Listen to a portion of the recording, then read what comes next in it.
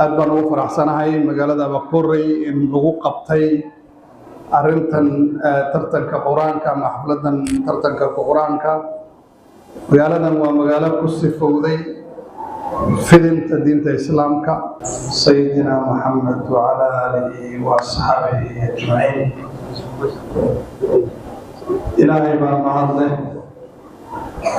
marka hore waxaan rabaa inaan u mahadnaqo dhammaan intii ka soo shaqaysay soo qabanqaabisay isla markaana hirgelisay tartankan quraanka kariimka oo ay ka qayb qaadanayaan daayarteennii kay kala yimid goobo kala duwan oo ka tirsan constituency-gana Wajeer South.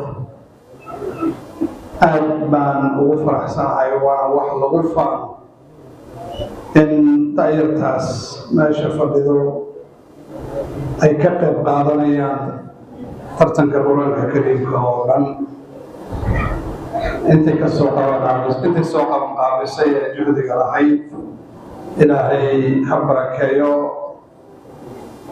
xisaabteeda miisaanka aakhirana ha ku kabo insha allahu tacaala. dhabtii waa wax lagu faano in Wajeer South ay mar walba kaalimaha koowaad ka gasho tartanka quraanka kariimka. waxay muujinaysaa juhdi ay culimadeenna ku bixiyeen in ay orodkeenna baraan quraanka iyo diinta islaamka, isla markaana ay aad iyo aad isugu taxanuujiyaan ababinta dacyarteenna oo inay ku abaabiyaan diinteenna quruxda badan ee islaamka. annagoo og inay sidaas samaynayaan iyagoo ay dhibaatooyin dhexaad iyo caqabadooyin badan ka haystaan howlahooda, in aynan haysanin agab wixii ay u baahnaayeen macadyada iyo dugsiyada iyo mataqaanaa taxfiidyada ay caruurta ku barayaan. aan ognahay in qaarkood mushaar aynan qaadanin oo si mataqaanaa volunteernimo ama mutadawacnimo ay ku shaqaynayaan.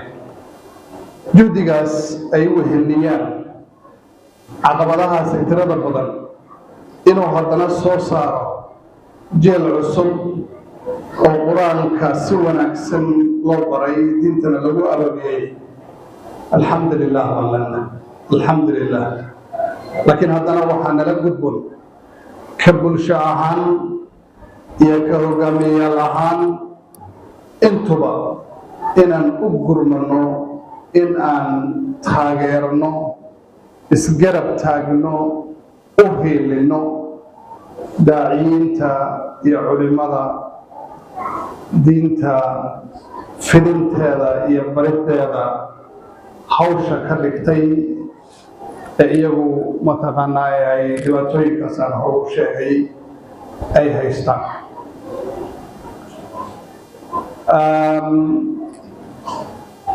waan u mahadnaqaynaa mar walba waan u mahadnaqaynaa, mar walba waan u ducaynaynaa, mar walbana waan garab taagannahay haddii ilaahay yidhaah.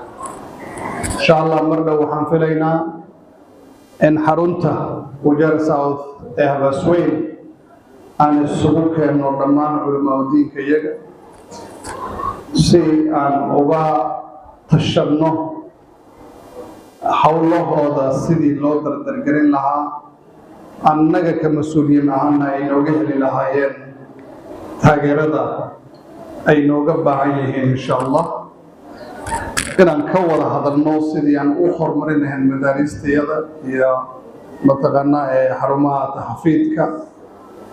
insha allah halkaa ay ka soo baxdo qorshe dhammaystiran oo culimada iyo mas-uuliyiinta ay ku wada shaqayn karaan. waxaan mataqaanaa hindisooyinka ka mid ah in madrasooyinka kuwooda ugu taagta daran ama mataqaanaa dhibaatooyin badan ay haystaan inaan fundraising iyo u gurno haddii ilaahay yidhaahdo oo aan si dhab ah u garab istaagno macadyadeenna waxbarashada diinta islaamka. aad baan ugu faraxsanahay magaalada Abaqorey in lagu qabtay arrintan tartanka quraanka ama xafladan tartanka quraanka. magaaladan waa magaalo ku sifowday fidinta diinta islaamka, iyaday ka muuqataa, wadkeeday ka muuqataa, bulshadeeday ka muuqataa. juhdigaasna dad baa iska lahaa.